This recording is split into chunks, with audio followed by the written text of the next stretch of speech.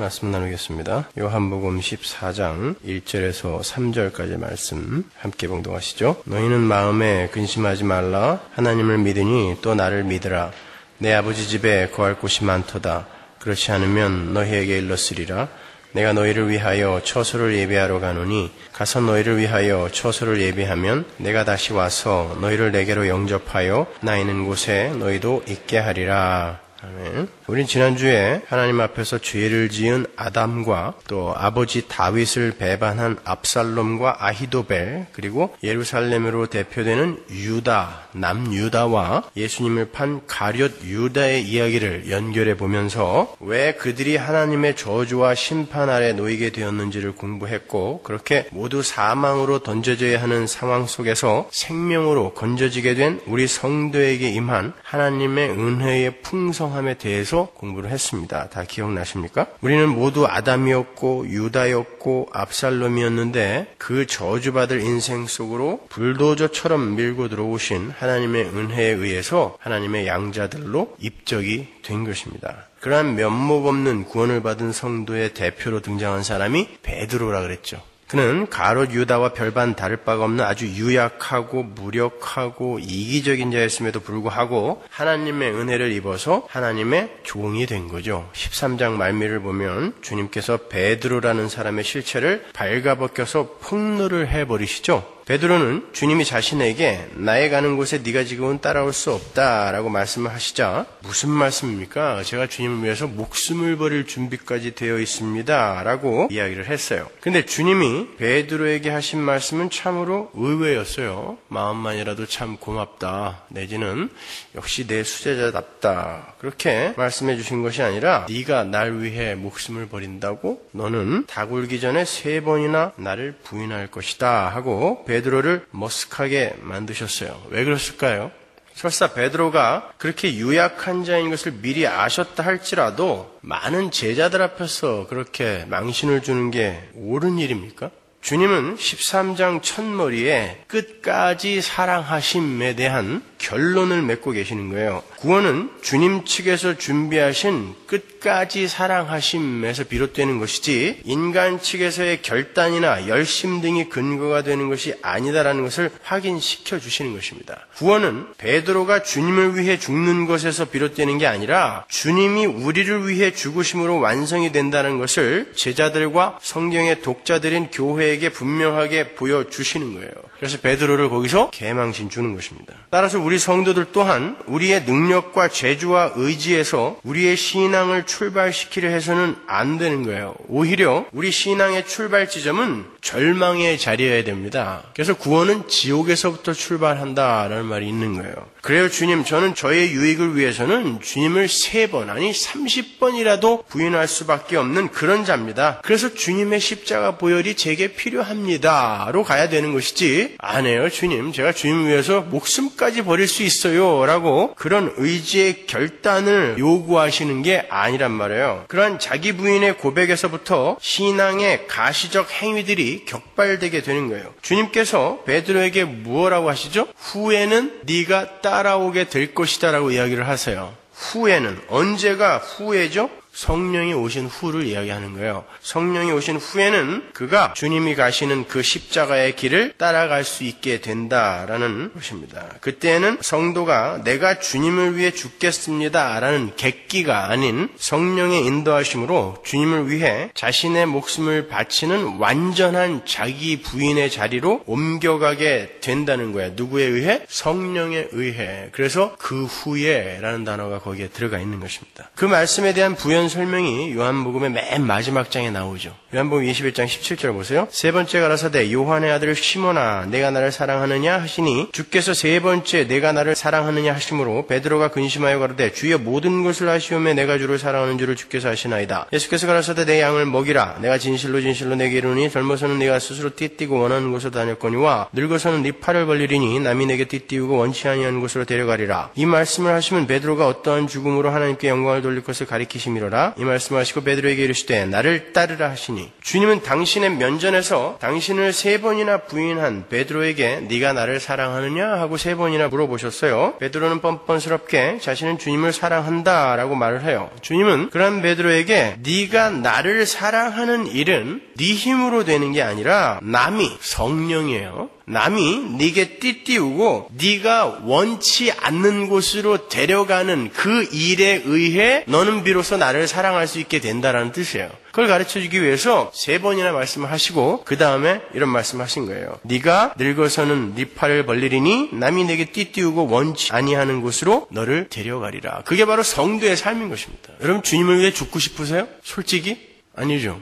지금도 주님이 나를 위해 죽어주셨으면 좋겠죠. 그걸 밟고 올라서서 이 세상의 고지에 올라가고 싶은 게 우리의 마음 아닙니까? 그러나 하나님께서 예수를 위해 죽을 수 있는, 목숨까지도 바칠 수 있는 완전한 자기 부인의 자리로 우리를 반드시 이끌고 가신다는 것. 성령을 우리에게 부으셔서. 그래서 성도는 예수를 믿는 순간부터 행복 끝 고생 시작이 되는 것입니다. 따라서 신앙의 출발점은 I am nothing인 것이지 I can do everything for you가 아닌 거예요. 나는 당신을 위해 모든 것을 할 수 있습니다. 할 수 있긴 뭘 할 수 있어요. 항복하라는 것입니다. 무장해제하고 하나님이 이끄는 대로 잘 쫓아오라는 거예요. 그게 신앙의 출발점이에요. 내가 주님을 위해 내 목숨을 바치는 것이 아니라 주님께서 당신이 나를 위해 목숨을 바치신 것을 근거로 내 목숨을 바치게 만드시는 거예요. 그러나 그 시간은 아주 깁니다. 당장 되어지는 게 아니란 말이에요. 거기에서 비로소 나가 아닌 이웃사랑이 나올 수 있는 것이고 거기에서 순종이 나오게 되는 거예요. 자기 부인에서. 그래서 유다와 베드로의 이야기가 3계명으로 끝나는 거라 그랬죠. 이웃사랑과 하나님 사랑. 이웃사랑과 주님 사랑은 우리의 힘과 노력으로 이루어질 수 있는 것이 아니다라는 거예요. 그리고 성도의 목적지는 바로 거기다라는 것을 우리에게 보여주는 거예요. 그러나 그건 너의 힘으로 되는 거 아니다라는 것입니다. 그래서 3계명이에요. 그거는 옛계명과 똑같은 내용이잖아요. 근데 왜 3계명이라고요? 옛계명은 우리의 힘으로 해야 되는 것이지만 3계명은 하나님이 우리를 그렇게 만드시겠다라는 게 3계명이니까. 그렇죠? 그렇다면 우리 성도는 불의를 보고도 참아야 되고 정의를 위해서 아무것도 하지 말아야 하는 것인가요? 아닙니다, 여러분. 오해하지 마세요. 저는 여러분들이 지금까지 5년 동안 설교를 들으셨으면 어느 정도 제 이야기를 이렇게 속성으로 이해하실 거라고 믿고 많은 부분을 이렇게 축약하고 생략해서 이야기를 하는데 아직도 제대로 못 알아들으시는 것 같아요. 제가 은혜를 이야기하면 맘대로 살아도 되나 보다. 지금 우리 목사가 그 이야기 하나 보다 이렇게 생각하시고 제가 행위를 강조하면 그러면 은혜는 뭐야? 이렇게들 생각하시는 분들이 계시는 것 같아요. 그 정도는 여러분이 정리가 되셨으리라고 저는 믿는데 여러분 우리 성도는 힘의 원리에 의해서 하나님을 대적하며 돌아가고 있는 이 세상에서 하나님의 백성다운 그 세상과의 대척점의 삶을 살 수 있는 자예요. 그리고 그렇게 살아야 되는 게 맞습니다. 자연을 파괴해서라도 자신들의 이익을 챙기는 자들 틈에서 자기가 손해를 보더라도 하나님 만드신 자연과 친화의 삶을 살아야 하는 게 성도예요. 다른 이들이 전부 길바닥에다 침을 뱉어도 나는 하나님이 우리에게 허락하신 이 자연을 보호하기 위해서 나는 침을 안 뱉겠다라고 가야 되는 게 성도인 것입니다. 아무리 작은 거라 할지라도 이웃을 밟아서라도 자신의 이익을 챙기려 하는 좀비 같은 자들 틈에서 자신의 손해와 상함을 감수하며 이웃의 이익을 챙겨주어야 하는 것이 성도의 삶 맞아요. 약자를 우습게 알고 강자에게 아부하는 이 세상 속에서 권력자들에게 대항하여 촛불을 둘 수 있어야 하는 게 성도 맞습니다. 그러나 그러한 일들을 하기 전에 반드시 전제되어야 하는 것이 있다는 것을 잊지 말아야 된다는 거예요. 그게 바로 자기 부인인 것입니다. 어설프게 경고망동하지 말라는 것입니다. 오히려 그게 죄가 될 수 있단 말이에요. 그래서 제가 경계의 말씀을 드리는 거예요. 바울은 그 자기 부인을 마음이 새롭게 되는 것이라고도 표현을 하는데 로마서 12장 2절 보세요. 너희는 이 세대를 본받지 말고 오직 마음을 새롭게 함으로 변화를 받아 하나님의 선하시고 기뻐하시고 온전하신 뜻이 무엇인지 분별하도록 하라. 성도가 이웃과 하나님을 사랑하는 변화된 삶을 살기 위해서는 마음이 먼저 새롭게 되는 역사가 있어야 된다는 거예요. 한번 생각해 보세요. 착한 일, 정의로운 일이라는 게 뭐예요, 여러분? 착한 삶, 정의로운 삶은 단순히 도덕적이며 윤리적이며 사회 정의 구현의 차원이 아닌 하나님의 뜻에 맞는 삶을 가리키는 거예요. 그게 선한 삶이고 착한 삶인 것입니다. 그런데 하나님의 뜻을 온전히 분별하지도 못하고 하나님의 은혜 또한 확실히 이해하지도 못해서 늘 흔들리는 신앙 속에서 하나님의 말씀의 이해도 미천한 상태에서 옳은 일, 선한 일, 착한 일, 정의로운 일에 먼저 관심을 갖는 것을 자기 의라고 한단 말입니다. 그래서 그게 위험한 거예요. 그래서 함부로 나가지 말라고 말씀드리는 것이지 그거는 성도가 해서는 안 될 일이라고 말하는 게 아니란 말입니다. 그것은 펠라기우스적 이단이라고 벌써 이단으로 정죄가 된 거예요. 펠라기우스라는 사람이 그렇게 자기의 노력과 의지를 내어놓아서 하나님의 일을 우리도 얼마든지 도울 수 있다라는 가르침을 가르치는 바람에 상당히 큰 혼란이 왔어요. 그래서 그걸 이단으로 정죄해버렸습니다. 페르기안 헤레시라고 벌써 그냥 이단 사설이 되어버렸어요. 그거는요. 근데 청교도들이 미국 땅에 와갖고 그런 잘못을 그대로 반복을 했어요. 성경이 무엇인지도 모르고 믿음이 무엇인지도 모르고 복음에 대한 이해가 미천한 사람들에게 무조건 성경의 하라의 명령을 갖다 뒤밀고 너희들 나는 이렇게 사는데 우리는 이렇게 사는데 너희는 왜 이렇게 못 살아? 라고 사람들을 두들겨 패기 시작했단 말입니다. 그게 펠라기우스적 이단이라니까요. 그거는 마치 사람의 말귀를 알아들을 수 없는 강아지한테 도덕 강연, 윤리 강연하고 사회법 강의하는 거나 똑같은 거예요. 성경은 사람들은 절대 그걸 못 알아듣는다고 이야기한단 말입니다. 그리고 우리가 구원을 받았다 할지라도 우리가 하나님 앞에서 부인이 되고 그 하나님의 주권을 온전히 인정하게 되기까지는 상당히 많은 성숙과 양육의 시간이 필요하단 말이에요. 근데 그 전에 내가 촛불을 들고 경거망동을 하게 되면은 그 자기 부인의 자리로 내려가기 전에 나에 대해서 굉장히 내가 과대평가를 하게 된단 말입니다. 우리가 하루속히 하나님이 원하시는 장성한 분량으로 자라서 촛불이 아니라 횃불을 둘 수 있는 자리로 가야죠. 그게 우리의 목표 지점이 맞습니다, 여러분. 왜 촛불만 들어요? 대포를 들고라도 가야 됩니다. 그러나 그것이 긍휼의 마음에서 격발된 것이 아니라 상대방에 대한 분노나 아니면 나는 이렇게 정의롭게 산다라는 것을 누구에게 자랑하기 위한 일이 될 때 그건 죄가 된단 말입니다. 여러분, 우리가 정의를 외치고 정의사회 구현을 추구하고 할 때에는 반드시 우리 마음속에 긍휼한 마음이 전제가 돼야 돼요. 나도 전에는 당신들처럼 그렇게 이웃을 밟고 약한 자들을 밟고 강한 자들에게 아부하면서 약한 자들, 가난한 자들은 어떻게 되든지 말든지 우리의 유익만을 취하는 그런 삶을 살았습니다. 그러나 내가 예수를 알게 되었는데 그 힘의 원리가 정말 옳은 삶의 원리가 아니라는 걸 제가 알았어요. 그 힘의 원리와는 정반대의 십자가의 삶의 원리라는 것이 있다는 것을 내가 알았고 그 삶이 정말 옳은, 우리를 행복에, 우리를 만족에, 참 안식에, 참 평안에 이르게 해주는 삶이라는 것을 내가 알았기 때문에 저는 이제 분연히 당신들이 잘못됐다라는 것을 내 목숨을 걸고라도 알려드리기 위해 촛불을 들고 나왔습니다라는 실력이 되면 그때 나가란 말입니다. 그렇지 않고 부안해동하고 군중심리에 휩쓸려서 무조건 나가가지고 말이죠, 내가 뭐를 했다라는 그런 의만 쌓고 돌아오게 되면은 여러분은 자기 부인이 아니라 자기 주장의 자리로 더 올라가게 된단 말이에요. 그러니까 나는 언제나 그렇게 자기 부인의 상태에서 그렇게 정말 하나님이 기뻐하시는 그런 옳은 삶, 선한 삶을 살 수 있을까를 더 열심히 추구해야지 먼저 여러분이 뭔가를 보여주려고 해서는 안 된다니까요. 내가 하나님을 위해 죽을 수 있다고요? 천만의 말씀. 여러분이 어떻게 하나님을 위해서 죽어요? 구원은 그런 거 아니라니까요. 근데 이 한 몸 불살라서 사회 정의를 구현하겠다고요? 그 정의가 어떤 정의입니까 도대체? 그것도 제대로 정말 올바르고 정말 선한 삶이 무엇인지도 정의가 안 된 상태에서 옳은 것을 외치면서 촛불을 들고 나간다는 게 이게 웬 말이냐 말이에요. 옳은 건 이 사회가 정해놓고 약속해놓은 그런 도덕적, 윤리적, 사회법적 어떤 옳음이 아니란 말입니다. 성경에서 말하는 옳음이라는 건, 성경이 말하는 옳음이라는 건 하나님의 말을 듣는 것이라니까요. 하나님의 뜻을 분별하여 그 뜻을 좇는 것, 그것이 옳음이란 말입니다.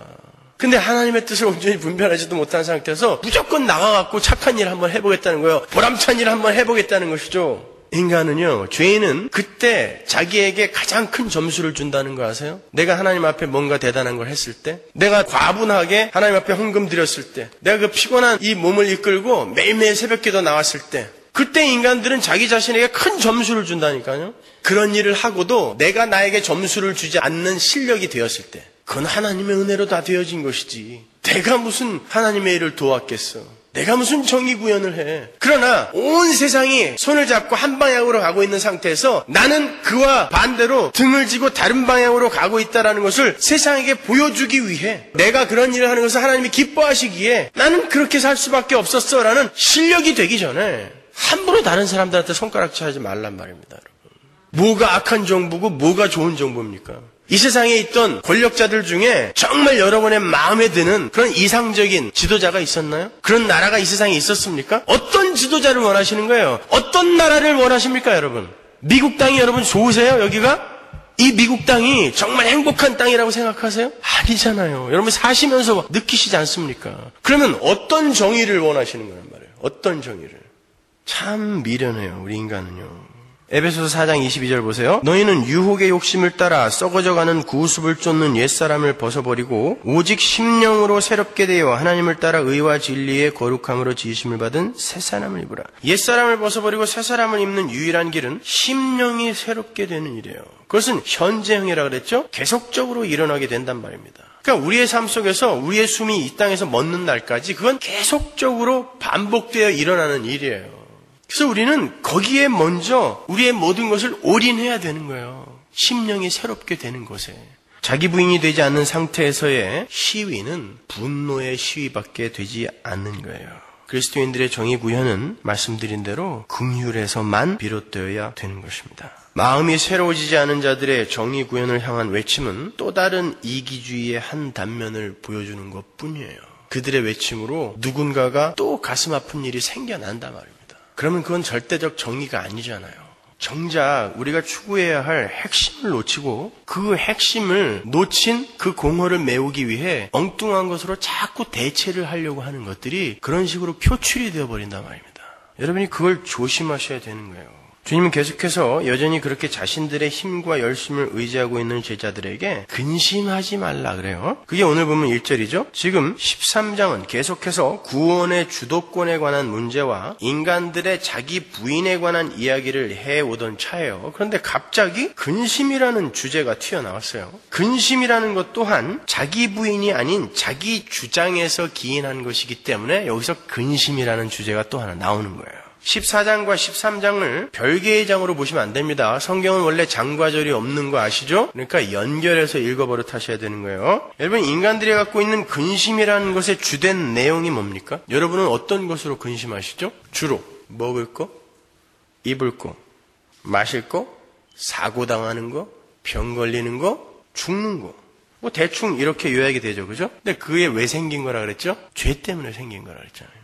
원래 인간들은 근심이 없는 존재로 창조가 된 걸 아세요? 왜냐하면 그 근심의 동기들을 완벽하게 제어하고 통제하시는 분이 인간들의 삶을 전적으로 책임져 주시기로 하셨기 때문에 원래 인간들은 근심과는 무관한 자로 창조가 됐어요. 근데 바보 같은 인간들이 그 존재를 거부하고 떠나버린 거예요. 그때부터 인간들은 근심과 염려로 점철되는 인생을 살게 된 거예요. 왜냐하면 그때부터 인간은 결핍과 부족 속에서 스스로의 힘으로 자신을 보호하고 행복하게 만들어야 했기 때문에 그렇습니다. 그때부터 근심이 인간들에게 온 거예요. 근심의 뿌리가 뭡니까? 왜 근심하세요, 여러분? 왜 염려하시죠? 지금 당장 굶어 죽습니까? 지금 당장 여러분 죽을 병에 걸리셨어요? 아니면 내일 모레 돌아가십니까? 아니면 내일 사고당하기로 예약돼 있어요? 근데 뭘로 근심하는 거죠? 아직 내게 일어나지 않은 어떤 것으로 지금 근심하고 있어요. 그렇죠? 보통 인간의 근심은 90% 이상이 아직 일어나지 않은 것으로 근심을 한다 그러는데 한번 잘 생각해 보세요. 근심의 뿌리가 뭐예요? 내가 나를 지켜야 되는데 나에게 그만한 힘이 없다는 데 대한 불안감 때문에 그런 거예요. 그게 근심입니다. 특히 모든 근심은 앞으로 무슨 일이 일어날지 모른다라는 불안감에서 오는 거예요. 앞으로 무슨 일이 일어날지 모른다라는 불안감은 미래의 일을 내가 통제할 수 없다는 한계의식, 결핍 때문에 생기는 것입니다. 그래서 사람들은 미래의 일을 통제할 수 있는 방법을 찾죠. 상인들은 그 욕구를 충족시키기 위해서 여러 가지 상품을 개발해냅니다. 각종의 보험 상품이 미래에 대한 불안감을 해소시키기 위해 고안되고 팔리죠. 많은 사람들이 주식과 부동산에 투자하는 것도 미래를 어떻게든 통제해보려는 시도예요. 건강을 지키기 위해 열심히 운동을 하기도 하고 보약을 먹기도 합니다. 그런 것이 어느 정도 마련되고 준비된 사람들은 비교적 근심이 적다 그래요. 그렇지만 그들에게 근심거리가 아주 없어지는 건 아니에요. 인간의 힘과 노력으로 통제할 수 없는 일들이 무수히 많기 때문에 그렇습니다. 그렇게 인간들이 준비해 놓은 것으로 통제할 수 없는 무수한 사건들과 상황들과 정황들이 우리에게 밀물이 밀어닥치듯 밀어닥치기 때문에 그래요. 오늘 새벽 우리 교회 김병아 성도님의 딸 승희 양이 결국 하나님의 품으로 떠났어요. 길에서 넘어져서 머리를 다쳤는데 불과 어제 저녁.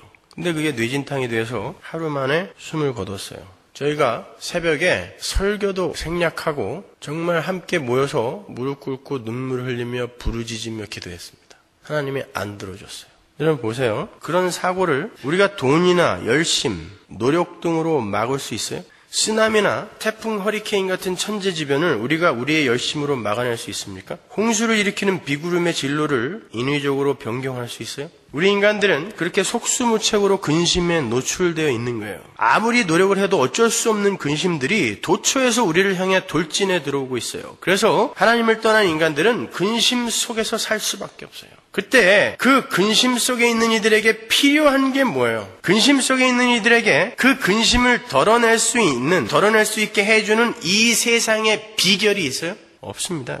주위 사람들의 위로도 거기에 큰 도움이 되지 않아요. 졸지에 사랑하는 막내딸을 잃은 우리 김병화 성도님께 제가 어떤 위로를 해드릴 수 있을까요? 그 어떤 말로도 위로가 안 됩니다. 여러분. 내 자식이 살아오기 전에는 그 어떤 것으로도 위로되지 않아요. 그 어떤 값진 선물로도 그분의 슬픔과 근심을 상쇄시킬 수 없어요. 이 세상 어느 누가 나는 그 밀물과 같은 근심을 막아서서 위로할 수 있노라고 난 근심을 막는 방파제 역할을 충분히 할 수 있노라고 자신 있게 말할 수 있겠습니까? 그럴 수 있는 사람은 없어요. 그리고 그 근심을 상쇄시킬 수 있는 그 어떤 것도 없어요. 그런데 오늘 본문에서 주님이 말씀하시는데 방법이 있다 그래요. 주님이 그 근심의 천적을 믿음이라고 이야기합니다. 다시 1절 보세요. 너희는 마음에 근심하지 말라. 하나님을 믿으니 또 나를 믿어라. 그러니까 근심의 반대말은 근심 안함이 아니라 믿음인 거예요. 앞서 말씀드린 대로 우리를 근심케 하는 것은 현실에서 겪는 고난만이 아니에요. 차라리 이미 닥친 고난은 이를 악물고 이겨낼 수 있어요. 예전에 제가 군대 있을 때 1병, 2병 때까지 하여튼 매일 밤 하루도 안 빼놓고 매를 맞아야 잤어요. 고참들한테. 군기 잡는다고. 근데 일단 매가 한 대 딱 들어오면 그때부터는 괜찮아요. 참을 수 있어요. 그런데 빨리 때려야 잘 텐데 1시가 됐는데도 안 때리고 2시가 됐는데도 안 때리고 3시가 가까우는데도 안 때릴 때 그 불안감 때문에 사람이 더 미쳐요. 여러분 정말 큰 근심의 뿌리는 미래에 대한 불안감인 거예요. 아무리 돈이 많은 사람도, 아무리 지식이 많은 사람도, 아무리 능력 있는 의사라도, 아무리 뛰어난 지도자라도 미래에 대한 불안감은 견디지 못해요. 진실로 미래를 붙들고 있는 그 하나님을 믿고 의지하고 맡기고 살아가기까지는 인간에게 결코 평안은 있을 수 없어요. 하나님께서 내일 일은 내일 염려하라 그랬죠. 그 말은 내일 일은 내일, 부사가 아니라 내일이 주어라 그랬어요. 그렇죠? 내일 일은 내일이 염려하게 하라. 내일이 염려하게 하라는 말은 뭐예요? 내일을 주관하는 하나님이 책임지니까 너희들은 염려하지 말아라라는 뜻이거든요. 그렇게 나의 내일을 하나님께 전부 맡기기 전에는 우리는 절대 근심 속에서 벗어날 수가 없는 거예요. 그렇게 하나님께 나의 모든 것을 맡기고 현재를 살아가는 것을 우리가 믿음이라고 이야기를 해요. 그것이 근심을 이겨낼 수 있는 유일한 길이며 그것을 살아있는 믿음이라고 부르는 거예요. 근데 잘 안 되잖아요. 여러분 근심 없으세요? 너무 많죠. 근심이 너무 많아요. 이 눈 밑에 다크서클 좀 보세요. 왜 그래요? 왜 믿음을 소유하고 있다고 하는 우리 성도들도 그 근심에서 자유롭지 못한 것입니까? 믿음이 있으면 그 믿음의 천적인 근심은 36개 주랭랑을 쳐야 옳지 않습니까? 마치 예수를 만난 귀신처럼 천적 관계라면 믿음 앞에서 근심은 36개 주랭랑을 쳐야 맞아요. 그런데 믿음이 있다고 하는 사람들한테조차 근심이 떠나진 않아요. 왜 그럴까요? 믿음은 완료형으로 이미 수여된 것이기도 하지만 현재형으로 쌓아가는 것이기도 하기 때문에 그래요. 잘 이해를 하셔야 됩니다. 제가 지금 쌓아가야 하는 믿음이라고 말씀드리는 것은 이미 우리에게 한 번에 허락하신 믿음을 우리가 양육과 훈련과 교육을 통해서 조금씩 더 밝게 깨달아간다라는 의미로 말씀을 드리는 거예요. 객관적인 믿음이 주관적인 믿음으로 번역되어져 이해되어지는 그 과정을 제가 쌓는다라고 표현을 하는 거예요. 이런 것까지도 설명 안 할 수 있는 그날이 빨리 와야 돼요.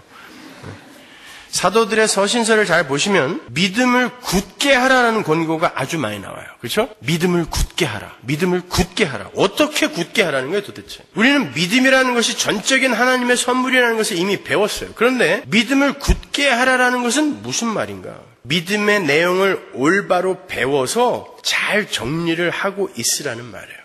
여러분 지금까지 신앙생활하면서 믿음에 대한 정의를 얼마나 많이 들으셨어요. 근데 내 입으로 한번 이야기해봐 그러면은 금방 정리가 잘 안 되죠. 그만큼 여러분 신앙생활이라는 것은 반복적이고 집중적이고 진지하고 성실하게 해야 되는 거예요. 하도 답답해서 그래요. 사도 베드로의 이야기로 한번 돌아가 보겠습니다. 베드로는 자신의 의지와 결단으로 주님을 위해 죽는 게 믿음인 줄 알았어요. 그런데 주님은 그가 내놓은 믿음을 풍비박산 내버리셨어요. 믿음은 네가 나를 위해 죽는 게 아니라 내가 너를 위해 죽고 너를 구원해냈다라는 것을 믿는 것이다 라고 말씀하시는 거예요. 그 믿음에 관한 상세한 해설이 적힌 책이 바로 성경이잖아요. 그래서 우리는 성경을 통해서 믿음의 내용을 반복하여 공부를 하고 확인을 함으로 말미암아 믿음을 굳게 할 수 있는 거예요. 계속해서 반복하고 평생에 듣던 말씀 또 들려주시오. 듣다가도 또 들려주시오. 듣고 싶어도 또 듣고 싶은 이야기가 복음이어야 되는 거예요. 근데 나는 다 알아요. 이제 행하기만 하면 돼요. 이게 가당한 말이란 말이에요. 뭘 다 하세요, 여러분? 평생 가는 거라니까, 그거 평생. 그래서 우리는 성경을 통해서 믿음의 내용을 반복하여 공부를 하고 확인을 함으로 말미암아 믿음을 굳게 하는 거예요. 그것이 지속적으로 이행되지 않을 때 우리는 계속해서 근심에 노출될 수밖에 없는 거예요. 디모데전서 6장 1절 보세요. 무릇 멍에 아래 있는 종들은 자기 상전들을 범사에 마땅히 공경할 자로 알지니 이는 하나님의 이름과 교훈으로 회방을 받지 않게 하려 함이라. 여기도 사도 바울이 노예 제도를 옹호하는 듯한 발언을 하죠. 믿는 상전이 있는 자들은 그 상전을 형제라 경히 여기지 말고 더 잘 섬기게 하라. 이 말은 내 주인이 같이 예수 믿는 자라고 해서 야 형제야 자매야 맘먹지 말라는 거예요. 그 정도로 종의 역할을 충실히 하라고 이야기하고 있단 말입니다. 뒤집어 엎어라가 아니라니까요. 이는 유익을 받는 자들이 믿는 자요 사랑을 받는 자임이니라. 너는 이것들을 가르치고 권하라. 누구든지 다른 교훈을 하며 바른 말 곧 우리 주 예수 그리스도의 말씀과 경건에 관한 교훈에 창념치 아니하면 저는 교만하여 아무것도 알지 못하고 변론과 언쟁을 좋아하는 자니 이로써 투기와 분쟁과 회방과 악한 생각이 나며 마음이 부패하여지고 진리를 잃어버려 경건을 이익의 재료로 생각하는 자들의 다툼이 일어나느니라. 그러나 지족하는 마음이 있으면 경건이 큰 이익이 되느니라. 우리가 세상에 아무것도 가지고 온 것이 없음에 또한 아무것도 가지고 가지 못하리니 우리가 먹을 것과 입을 것이 있은즉 족한 줄로 알 것이니라. 부하려 하는 자들은 시험과 올무와 여러 가지 어리석고 해로운 정욕에 떨어지나니 곧 사람으로 침륜과 멸망에 빠지게 하는 것이라. 돈을 사랑함이 일만하게 뿌리가 되나니 이것을 사모하는 자들이 미혹을 받아 믿음에서 떠나 많은 근심으로써 자기를 찔렀도다. 우리는 예수 그리스도의 말씀과 경건에 관한 교훈에 창념치 않으면 경건조차도 이 종교 행위조차도 이익의 재료로 사용을 해서 하나님 내가 이 정도 경건한 삶을 살았는데 아무런 보상도 안 해주세요 하고 엉뚱한 자리로 가게 된다는 거예요. 그렇게 여전히 자기라는 우상에서 벗어나지 못한 이들은 이 세상의 힘으로 자신을 부하게 하려는 시험과 올무에 빠져서 그들에게 근심이 생긴다는 거예요. 그러나 그리스도의 교훈과 경건에 관한 말씀을 잘 이해하고 배우고 양육을 받은 이들은 비록 그들이 종의 자리에 있다 할지라도 그 주인을 잘 섬기며 마땅히 공경하면서도 불평하지 않고 근심하지 않을 수 있다라는 거예요. 그래서 우리가 이렇게 함께 모여서 열심히 신앙생활하고 공부하는 것입니다. 하루에 12시간 이상씩 죽어라고 공부하는데도 저도 여전히 근심이 많아요. 제가 교회에 몇 시간을 있나 따져봤더니 보통 에버리지 75시간, 어떤 주는 80시간을 교회에 있어요. 그 시간 동안에 여기서 성경 보고 책만 봐요. 근데도 근심이 머리 꼭대기까지 쌓여 있어요. 여러분 어떻게 하시려고 그래요? 열심히 하나님의 말씀에 연구에 매진하다가 막 너무너무 좋아서 황홀해하다가 화장실 잠깐 갔다 오는 사이에 잊어버려요. 여러분 그게 우리의 실존입니다. 그래서 늘 깨어있으라는 거예요. 실패하면 또 제자리로 돌아와야죠. 또 실패하면 또 제자리로 돌아와야죠. 그렇게 가는 게 신앙생활인데 일주일에 한 번 낼름 나와주고 이 정도면 됐지 뭐. 예전에는 4주에 한 번씩 갔는데 이거는 말이 안 되는 거예요.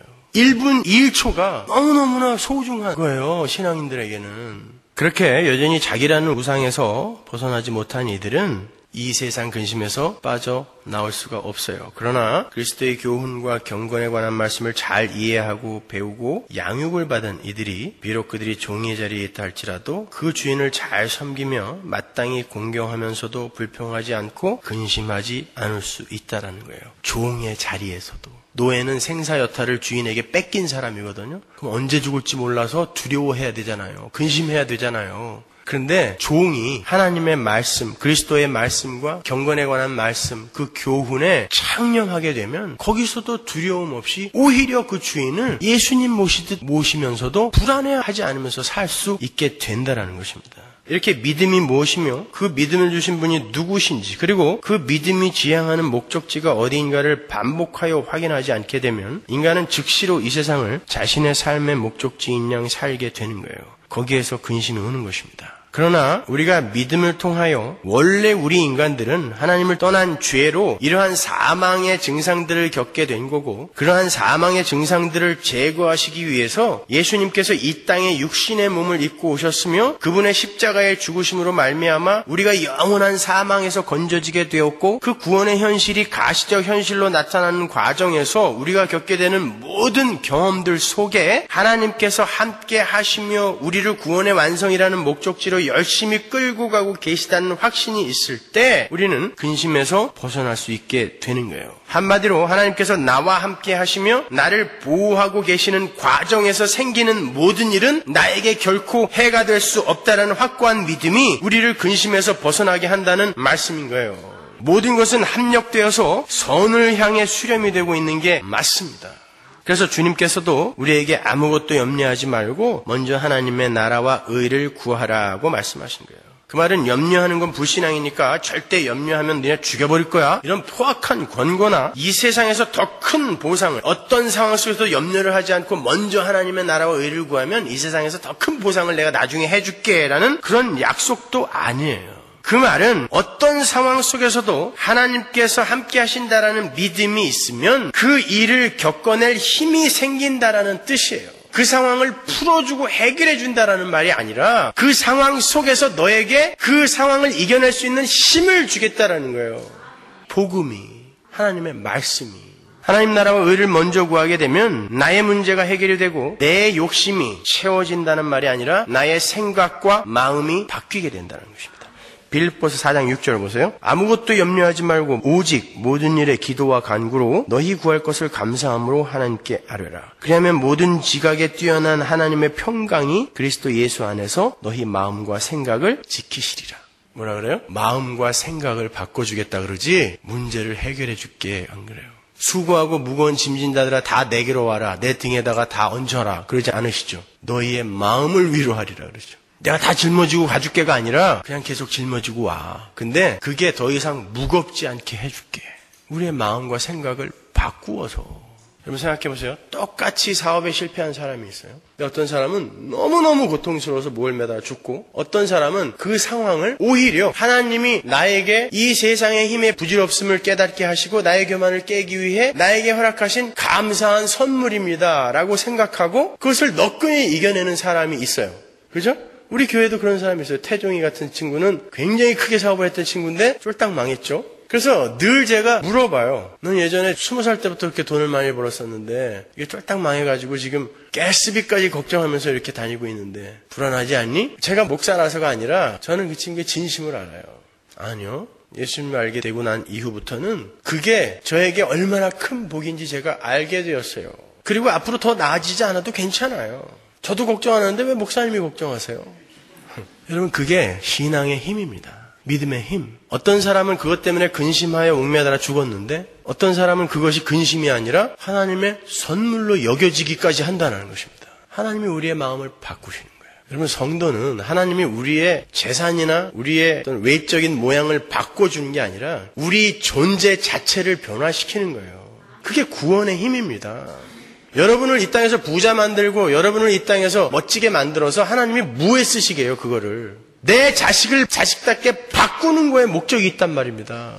그러기 위해서 하나님이 여러분을 발가벗겨 버리실 수 있다니까요. 그러나 그 부끄럽고 그 고단한 경험이 나의 하나님 백성 됨에 도움이 된다면 그게 복인 것입니다. 그러니까 그것을 우리가 깊이 이해하고 깨달으면 깨달을수록 우리는 근심에서 조금씩 벗어날 수 있는 거예요. 여러분이 여러분 스스로를 한번 평가해 보세요. 예전의 여러분과 지금의 여러분과 여러분이 고난을 대처하는 여러분의 모습을 봤을 때 사실 많이 성숙해 있죠. 그렇게 바뀌어지는 거예요. 옛날 같았으면 그냥 팔팔팔 뛰고 난리가 났을 텐데 지금은 그냥 그러려니 하도 많이 겪어서 그 하도 많이 겪은 것이 여러분에게 복이 된 거예요. 하나님이 원하신다면 또 갈게요. 얼마 전에 이제 제가 제 친구가 저희 교회 웹사이트에 자주 들어온다라는 그 소식을 듣고 교회 게시판에다가 친구야 연락 좀 해라 이렇게 메시지를 올렸더니 이메일이 왔어요. 매일매일 들어와서 게시판을 보기는 하는데 제가 너무 바쁠까봐 연락을 못했다는 거죠. 그 친구가 군대에서 퇴행성 류마티스에 걸린 친구예요. 그 온몸이 다 굳었어요. 손가락 3개밖에 못 써요. 나중에 저랑 헤어질 무렵에는 그 친구가 하드를 너무 좋아해서 그 친구가 하드를 좋아한 게 제가 좋아해갖고 자주 먹이다 보니까 좋아하게 됐어요. 이 하드가 입에 안 들어갔어요. 턱관절이 망가져가지고. 근데도 그 친구가 그랬다니까요. 하나님이 어떤 뜻이 있으셔서 나에게 이 길을 또 가라고 한다면 얼마든지 갈 수 있어. 그게 믿음인 거예요. 우리에게 하나님이 그걸 요구하시는 것입니다. 저는 안 될 것 같아요. 저는 가까이에서 그 친구가 얼마나 불편하고 고통스럽게 사는지를 너무 가까이에서 봤기 때문에 아무리 하나님의 뜻이 있다 하더라도 못 견딜 것 같아요. 근데 그 친구는 갈 수 있을 것 같아. 왜? 한번 겪었거든요. 그렇다면 그 친구에게 그 질병은 복인 것입니다. 그걸 이해할 수 있는 분들이 실력자인 거예요. 근데 우리가 함부로 우리 주변에 고난당하고 어려움을 겪는 분들에게 당신 하나님 앞에서 뭔가 해결이 안 된 게 있어서 그렇지 이렇게 말씀하시면 안 되는 거예요. 오히려 그가 하나님의 세심한 배려의 손길 아래 있는 사람일지 모르는 것입니다. 그렇게 살고 있는 건지도 몰라요. 다시 오늘 본문으로 돌아옵니다. 지금 주님께서 제자들에게 근심하지 말라고 말씀하셨어요. 그건 지금 제자들이 근심을 하고 있다는 것인데 왜 제자들이 근심을 하고 있었죠 지금? 제자들은 예수님이 돌아가시게 되면 자기들이 그동안 투자해 놓은 것들이 헛것이 될까 봐 근심하고 있었던 거예요. 여러분이 보셨다시피 제자들은 바로 그 자리에서도 네가 크니 내가 크니 하고 싸우던 사람들이었어요. 그 말은 자기 부인이 전혀 안 되었다라는 뜻입니다. 가롯 유다가 정치적, 군사적, 민속 메시아를 기다리고 있었던 것처럼 다른 제자들도 그러한 강력한 힘을 소유한 민족 해방자로서의 메시아를 기대하고 있었어요. 그들은 주님이 예루살렘 성에 입성을 하실 때 그 예루살렘에 모인 수많은 유대인들의 호산나 환호를 직접 들은 사람이에요. 주다 마카비만 들었던 환호였습니다. 그런데 우리의 스승이 그 환호를 듣고 있단 말이에요. 얼마나 흥분됐겠어요? 얼마나 기대가 컸을까요? 야, 그 출세를 위해 이까지 고생 얼마든지 참을 수 있어. 저도 참을 수 있을 것 같아요. 그까지 한 3년? 아니 30년도 참아요. 그 후에 이 세상에서 정말 엄청난 복이 약속되어 있다면 30년 그까지 못 참겠어요? 제자들이 그런 마음이었단 말입니다. 보세요. 이 제자들이 어떤 제자들인지 마가복음 10장 32절 보세요. 예루살렘으로 올라가는 길에 예수께서 제자들 앞에 서서 가시는데 저희가 놀라고 좇는 자들은 두려워하더라. 이에 다시 12제자를 데리시고 자기의 당할 일을 일러 가라사대 보라 우리가 예루살렘에 올라가노니 인자가 대제사장들과 서기관들에게 넘기우매 저희가 죽이기로 결단하고 이방인들에게 넘겨주겠고 그들은 능욕하며 침뱉으며 채찍질하고 죽일 것이니 저는 3일 만에 살아나리라 하시니라. 예수님이 지금 3번째 자기의 죽음에 대해서 이야기를 하시는 거예요. 근데 제자들이 어떻게 하는지 보세요. 세베대의 아들 야고보와 요한이 주께 나와 여짜오되 선생님이여 무엇이든지 우리의 구하는 바를 우리에게 하여 주시기를 원하옵나이다. 이르시되 너희에게 무엇을 하여 주기를 원하느냐? 여짜오되 주의 영광 중에서 우리를 하나는 주의 우편에 하나는 좌편에 앉게 하여 주옵소서. 예수께서 가라사대 너희 구하는 것을 너희가 알지 못하는도다. 너희가 나의 마시는 잔을 마시며 나의 받는 세례를 받을 수 있느냐? 저희가 말하되 할 수 있나이다. 베드로만 나쁜 놈이에요? 야고보하고 요한도 똑같죠. 할 수 있어요. 난 죽을 수 있어요. 라고 이야기하고 있단 말입니다. 근데 목적이 뭐냔 말이에요. 나 영의정, 좌의정, 우의정 시켜주세요. 이게 목적이었단 말입니다.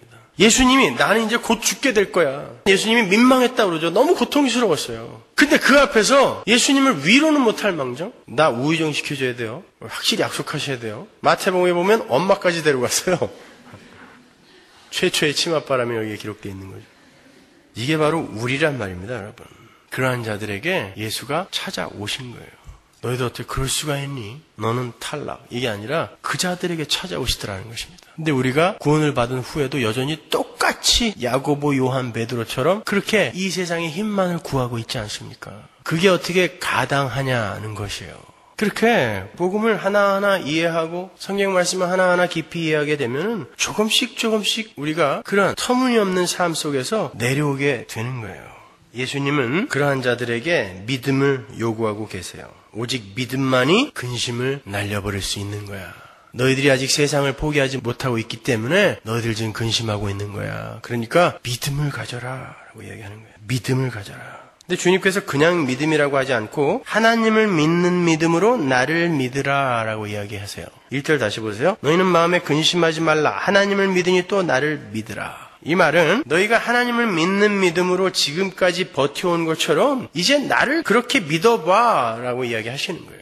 여러분, 유대인들은 하나님을 철저하게 믿었던 사람들입니다. 그들은 하나님께서 이스라엘을 철저하게 지키고 보호하고 복을 주실 것을 믿었어요. 그런데 선민 이스라엘이 로마의 다스림을 받고 있었고 그로 인한 고통이 이만저만이 아니었어요. 그들은 하나님께서 메시아를 보내셔서 자기들을 압제하고 있는 로마를 박살내고 화려한 다윗 왕국의 풍요를 재건해 주실 것을 믿었어요. 그들은 그러한 믿음으로 하루하루를 버텼던 거예요. 니들이 하나님을 믿고 그런 민속 메시아, 정치적 군사적 메시아를 기다리면서 지금까지 버틴 것처럼 이제 내가 십자가에서 이렇게 할 일 없이 죽는 것처럼 보이지만 그렇게 나를 믿어라라는 거예요. 난 반드시 돌아온다라는 거예요. 너희들이 지금까지 민속 메시아를 기다렸던, 그러면서 너희들이 그 수모와 고난을 다 참아냈잖아. 그것처럼 내가 분명히 다시 돌아온다. 그렇게 지금까지 너희들이 하나님을 믿은 것처럼 나를 믿어라라는 거예요. 그게 하나님을 믿으니 나를 믿어라라는 의미인 것입니다. 그 예수가 여러분에게 돌아오셨죠. 성령의 모습으로 오셨잖아요. 약속을 지키신 거 아닙니까? 그러면 그 예수가 돌아와서 뭐 하신다고 그래요? 우리가 다음 주에 살펴보겠지만 나 있는 곳으로 영접하여 너와 함께 영원한 복락을 누리며 함께 살 거라 그래요. 우리가 지금 그 상태로 간 거예요. 근데 지금 그 상태에 우리가 어떻게 도달하게 되었으며 우리가 과연 그러한 자격이 있는 자들인가를 우리 삶 속에서 경험시키기 위해서 신기루 같은 근심들을 여러분에게 허락하시는 것일 뿐입니다. 그렇기 때문에 이런 신기루 같은 근심들을 밟고 일어서는 거예요. 세상은 우리에게 풍랑과 홍수로 계속해서 공격을 해야 되지만 우리가 그 무리를 걸으신 예수 안에서 구원을 받은 우리잖아요. 그러니까 우리가 그 풍랑 속에서 같이 헤매면 안 돼요. 밟고 일어서야 되는 것입니다. 이건 신기루야. 아니야. 없는 거야. 그게 여러분을 지옥으로 못 끌고 가요. 그게 여러분을 절대 사망으로 끌고 가지 못합니다. 여러분에게 그 믿음이 있냔 말이에요. 그렇다면 우리가 근심할 이유가 없잖아요. 본문 2절의 말씀처럼 이미 우리가 가야 할 곳이 예수님에 의해 준비되어져 있어요. 그리고 하나님에 의해 우리가 그리로 끌려가고 있습니다. 그런데 그곳은 우리가 상상할 수도 없이 좋은 거예요. 우리는 그 나라를 이 땅에서 조금씩 맛보기도 해요. 그런데 그 무엇이 우리를 근심케 할 수 있어요? 자, 어떠세요? 지금 다른 거 생각하지 마시고 지금 여러분의 마음이 어떠세요? 맞아. 그런데 우리가 무엇을 근심할 거야? 다 내려놓자. 이런 마음이 드시죠? 근데 보세요. 여러분 이 문을 나가서 자동차 키를 딱 여는 순간 여러분 또다시 근심으로 빠집니다. 그래서 우리에게 깨어있음이 필요한 거예요. 더욱더 진지함과 성실함이 필요한 거예요. 우리에게요.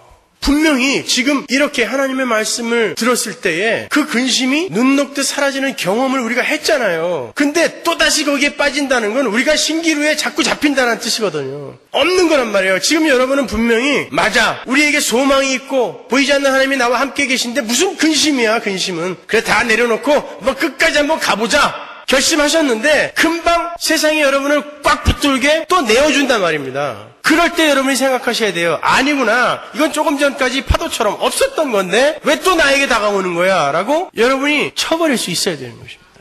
그래서 열심히 기도하고 열심히 공부하고 열심히 모이는 거예요.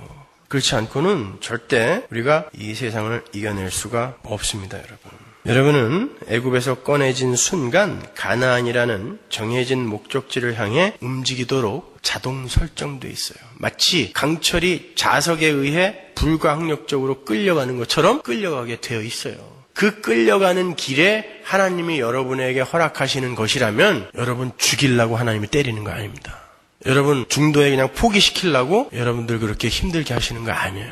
분명 우리의 삶에 유익이 되기에 하나님께서 우리보다 더 슬퍼하시고 가슴 아파하시면서 우리의 삶 속에 그런 것들을 허락하시는 거예요. 그러니까 잘 참으셔야 돼요.